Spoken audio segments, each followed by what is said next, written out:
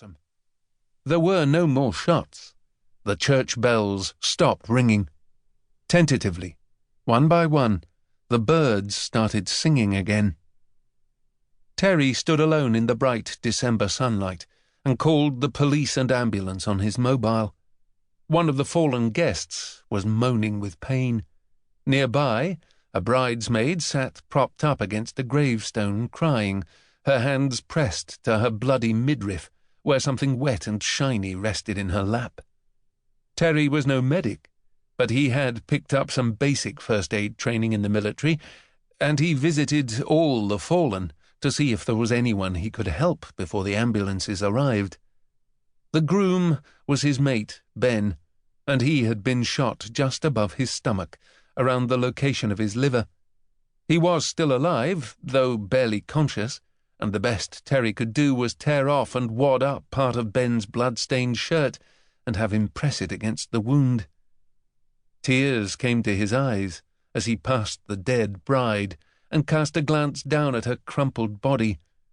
He knelt to touch her still warm cheek and closed her staring eyes.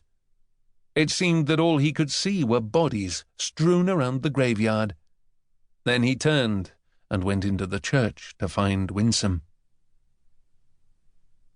Banks left the crematorium ahead of the others, David Bowie's Starman playing over the tinny PA system, and hurried away from the knots of people gathering behind him down the gravelled drive to the iron gates. "It always made her feel happy, that song," he heard someone say between sniffles. Earlier in the brief service, a friend had read a Christina Rossetti poem, "When I am dead, my dearest, sing no sad songs for me." Starman was certainly no sad song, but it still had people in tears, and even David Bowie was dead now. Banks moved on quickly. He didn't want to hang around and make small talk about death and loss with people he didn't know. He had seen the mourners crying in the front row, two young couples, probably daughters or daughters-in-law, with small children, grandchildren most likely. He had spotted her parents, father in a wheelchair, his head nodding and arm twitching. The others would be friends, work colleagues, nephews and nieces. The eulogy had mentioned the deceased's tireless work for Médecins Sans Frontières, so some of the guests would be from that organization.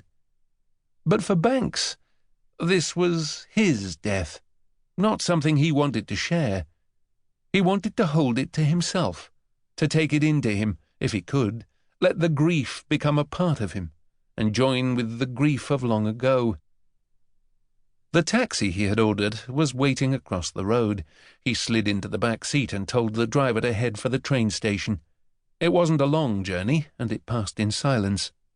When he checked his watch against the timetable just inside the station entrance, he saw that he had almost an hour until the next train. He walked back to the street and scoped out the area. There was a Waitrose supermarket with a cafe to his left, but that wasn't much use. He didn't feel like a coffee or a cup of tea. Far more tempting was the Great Northern Hotel, almost directly opposite. It was a 3-story brick building with the ground floor facade covered in white stucco.